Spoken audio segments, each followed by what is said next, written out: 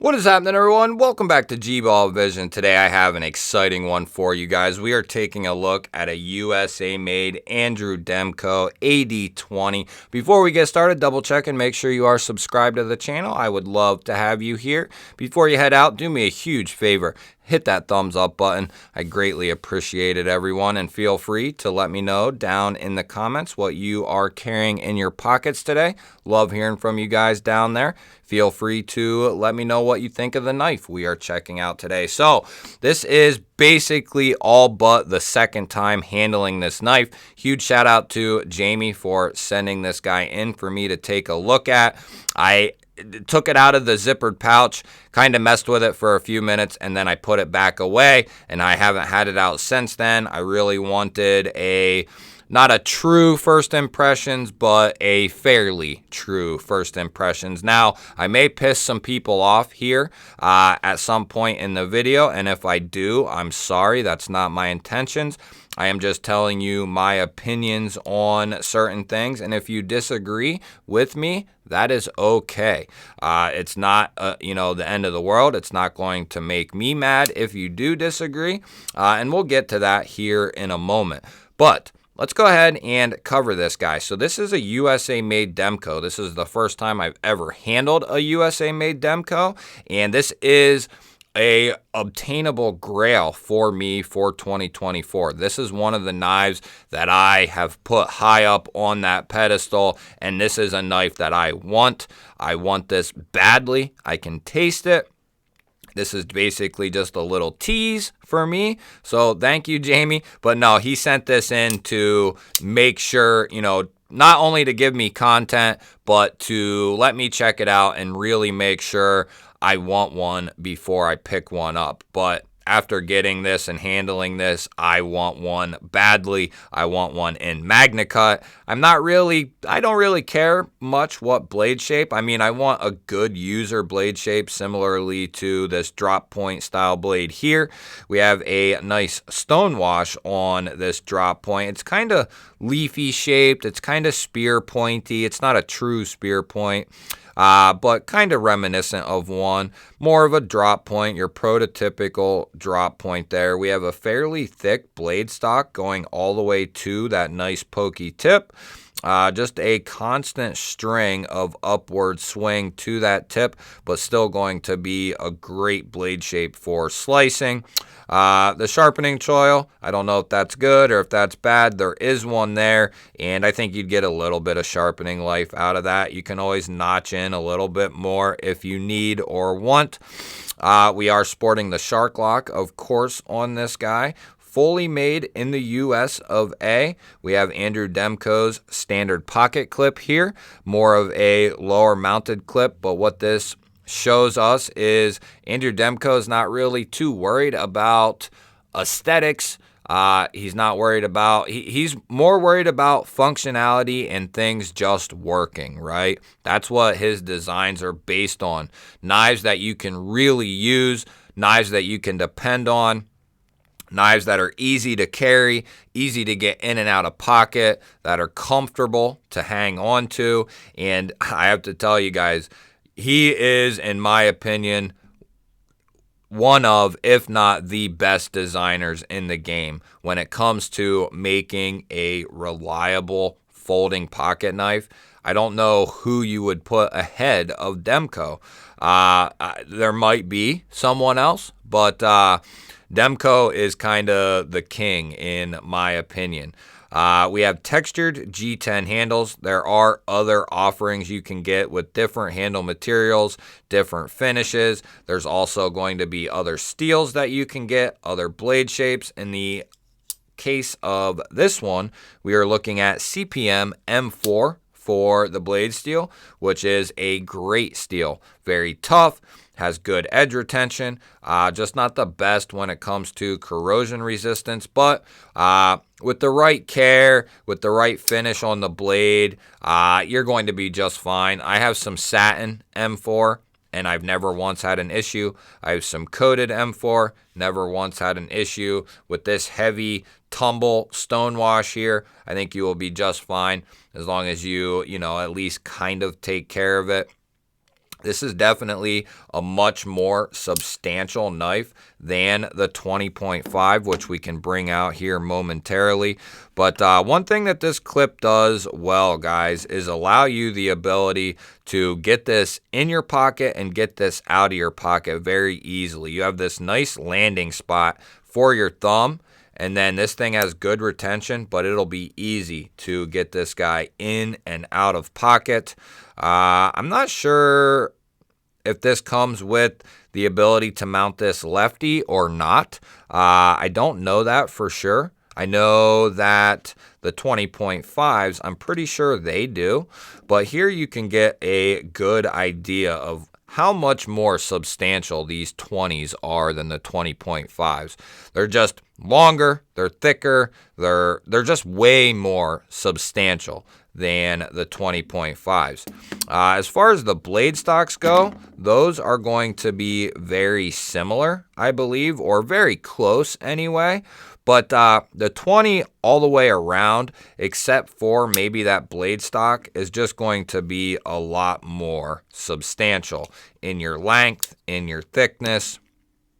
Just going to be fairly overbuilt in concerns of the 20s. Now, the 20.5s make a great day-to-day user, going to be dependable, functional, all those sort of things.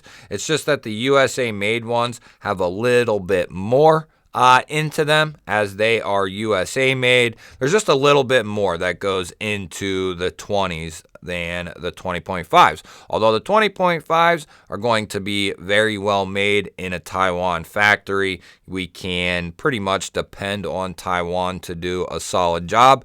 And in the case of the Demkos, Spydercos, the Cold Steels, off-grid knives, Taiwan does a great job. Just not going to be quite the job that the USA line of Demkos does. Now, you can see here that the handle is just a lot more substantial there. How's the best way to do that? You can see here that we have quite a bit more thickness on the 20.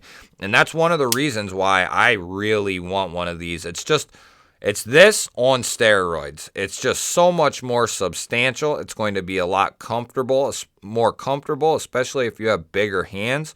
I love the standard grip. It just locks you in really well. And then because of the way this is designed here, you have a little bit until you get to that cutting edge. So you'll be able to rest on this area here and get a full choke up. So that way you have a lot of control over that blade. You'll also be able to insert your middle finger in there and get right up on that tip with your index finger, which is something I really appreciate. Not only does it give you the ability to really get a detailed fine cut, but it also allows you the ability to use your pointer finger as a gauge as in how deep you're going into that material. We've been over that before, but it's nice to be able to gauge how far you're going into a certain package. You know, say you have $1,000 door on the other side of that cardboard. You don't want to just go shoving this thing in willy-nilly and dragging the tip across the face of that door.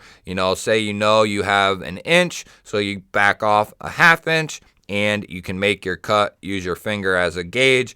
And I just love being able to do that with my line of work. We have some nice heavy-duty jimping there. We also have a cutout and stud combo here, dual thumb studs, and then, of course, the cutout will be accessible from both sides. You can thumb flick off the cutout, and you can thumb flick off the stud. You can also reverse flick off the cutout and reverse flick off the stud. For me personally, I typically will thumb flick off the stud, and I will typically reverse flick off the cutout. But you can do either which way, however you feel like, or you can just plain old use the shark lock to open this guy up and close this guy. Going to really depend on how you are feeling at that point in time. But it's nice to have multiple opening options. You have that very strong, tried and true, dependable shark lock. And this is where we might piss some people off. As much as I love other designers and other companies, whether it be Spartan, Chris Reeve, Hinderer, Medford, Strider, you insert the company. These companies that make USA-made knives that are heavily overbuilt, that are very well done. And like I said, I love them. They just don't stand up against a Demko lock. They just don't. I'm sorry. A frame lock, albeit can be very resilient, they can be. Just the slightest, how do I want to say it?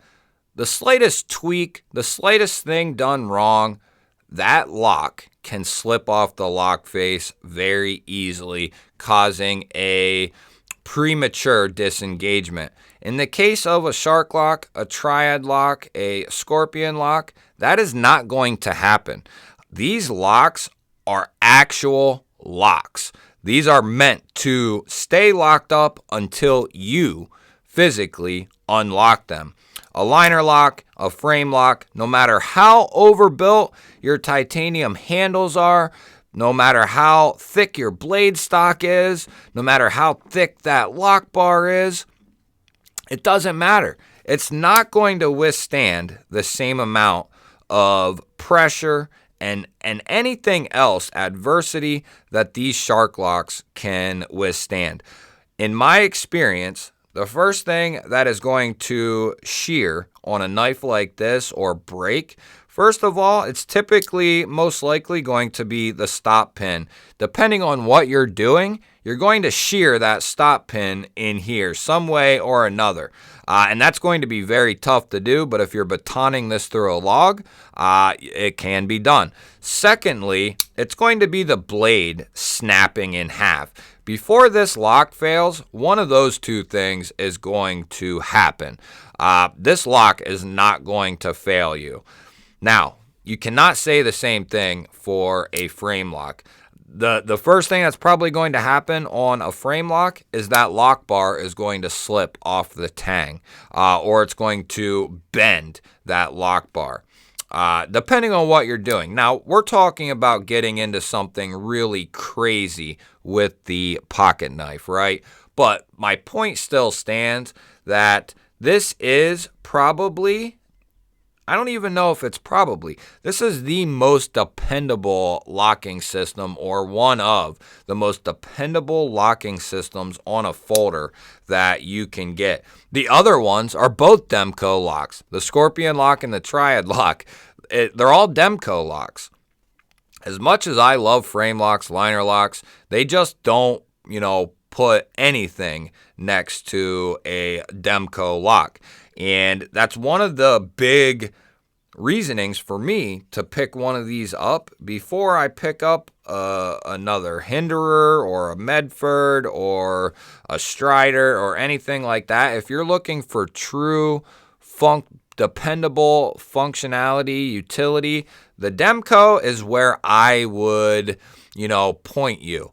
Now, if you're looking for other things, whatever that may be, a certain style, whatever it is, then of course, feel free to pick up a Chris Reeve or a Strider or a Spartan or a Medford or whoever the hell it is. They all make great knives, but don't get it twisted that a frame lock, I don't care what it is, can withstand the same thing that a shark lock can. It's just not going to happen. And I'm sorry if that pisses you off. You can feel free to disagree with me. But just in my experiences, guys, there's nothing quite like a Demko lock. And Demko himself has said that the shark lock is stronger than the triad lock. Now, do I know that for sure? No, I don't, but I tend to trust him when he says something like that. I don't think he would have said that if that wasn't the case. But all in due time, we will continue testing triad locks, shark locks, scorpion locks, and we're going to really see what these knives can withstand. But I will be on the hunt for a USA-made Demko AD20. It is high up on my list, and it will be, purchased in 2024 if I have anything to say about it. You guys will have to let me know down in the comments. Do you like Demkos? Do you like the 20.5s? Do you like the 20s? Do you disagree with me on the locking systems? Do you agree with me? I love hearing from you guys, so let me know down in the comments. Don't forget to hit that thumbs up button. Really appreciate that, guys. And if you're new here, make sure you are subscribed to the channel. I would love to have you here. Otherwise, guys, I'll throw up a couple new videos. I hope you have an awesome day, and I will catch you guys on the next one.